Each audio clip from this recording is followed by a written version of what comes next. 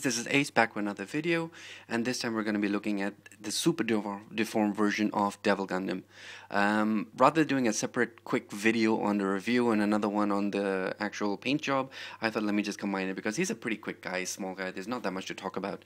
So this guy is Devil Gundam, super deformed version from the G Gundam anime series, and it's one of the first animes of Gundam that I saw. So this guy is someone I've been wanting for a very long time, and you know, I'm very happy to say that even though this is a super deformed version, I'm very happy with the way he's turned out, and the kit itself is surpassed my expectations. I wasn't expecting that much at all from this guy, but he is very cool. I'm very happy I got this guy.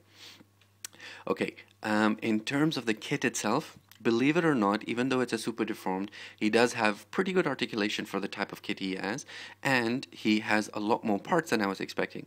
Give you an idea, if you remember the Great Mazinger kit that I have just recently done, I'll put a link for it somewhere, this guy has more parts than the Great Mazinger.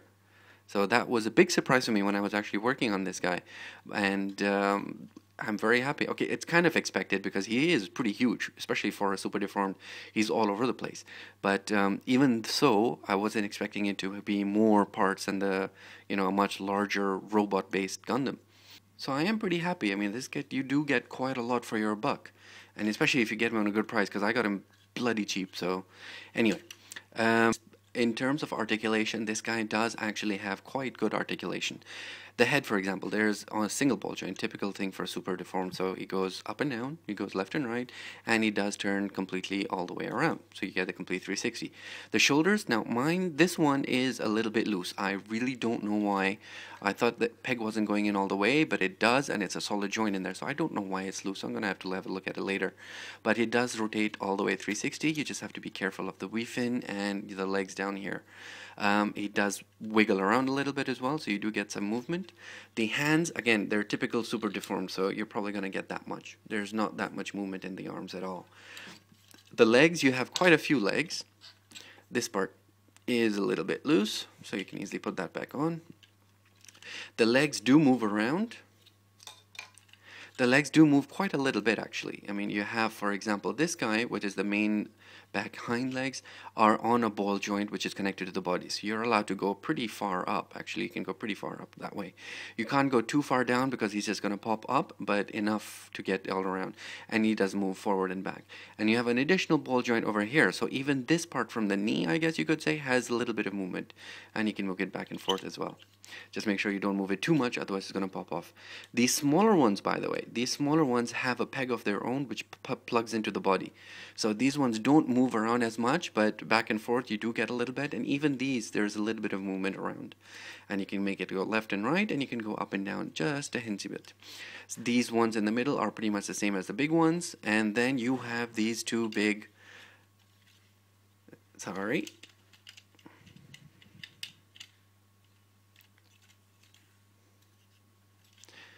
and then you have these two big claws on this side.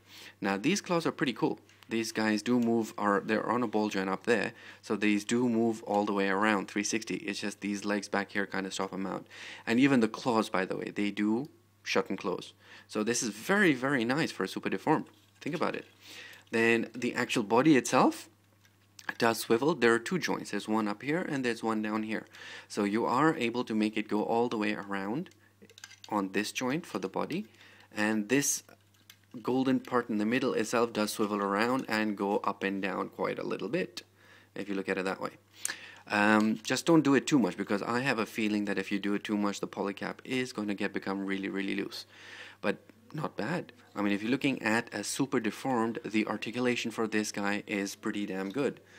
You just have to be a little bit careful, because these guys do have a tendency to pop off a little bit too much. But if you're careful, then there's going to be no issues whatsoever. Okay, in terms of accessories, well, technically there aren't any, because this guy hasn't got any. Now, I saw the anime quite a long time ago, so I'm not sure if he had anything as part of his thing. Did he have a beam sword? Did he have anything? Remind me, guys, I don't remember. But as far as I know, this guy doesn't have any weapons or accessories in the anime either. Okay, so just to give you an idea, a quick idea on the size of this guy, here he is next to a high grade. So this is basically the high grade Shining Gundam, whereas this guy is a super deformed version. So you can see, I mean, he's pretty tall compared to a normal super deformed.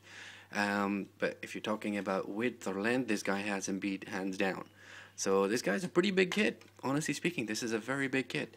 Just to give you an idea, this is what he would be next to a master grade, so there's not even in the frame. But when it comes to a high grade, he is pretty big. So as far as a super deformed kit is going, this guy is very cool. As far as painting is concerned, I did use a few different colors. I've pretty much stuck to the original color scheme, although I've changed a few things around. I've kind of gone with the gold and black and red rather than the yellow. I personally prefer the gold. I think it looks a hell of a lot better, and especially when you're doing with this kind of dark color scheme, gold works better than yellow anyway. Yellow is just too hunky and happy and everything, so I kind of went this guy. Even the red, for example, I didn't use the normal red. I used burgundy for this one. So this is the current color that I use, burgundy gloss from Ace, and this is pretty good. It gave it a much darker color, and I used 2 coats.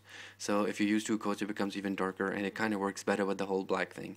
For the black itself, I didn't want to have something too shiny, so I have used black flat, which worked very nicely, and it just worked really good with all the other colors.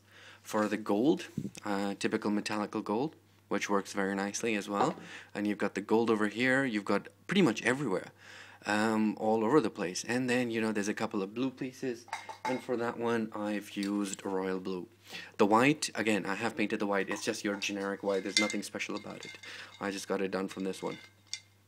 Then apart from that, what really made this one a little bit hard to do was all the detailing. So I mean, I don't know if you can see, you've got the gold circles in there, all of these pieces over here on the legs, on the back and everything. These are all basically hand done, because these are all just one big black pieces, so there's no detailing, there's no color definition whatsoever. So what I did was, I've used masking and the spray paint for part of it. Markers, I've used this one, which is your standard Gundam marker. This gives you a slightly darker shade of gold, and then I have used this one, which basically it came as a set for the super deformed versions, and so this gives you a brighter, shinier gold, which when you put it up on here.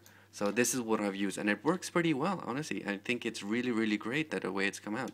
There's a lot of detail in there, and it just kind of looks good from the end. And then just basically gone in and done a whole bunch of lining, and this is with your typical standard Gundam liner. And that's pretty much it. You do all of that, just spend a little bit of time working on this guy, and you can get a very, very good looking Devil Gundam. Even inside, by the way, you can get in there, go and do all the details, and you actually look like you have a proper claw.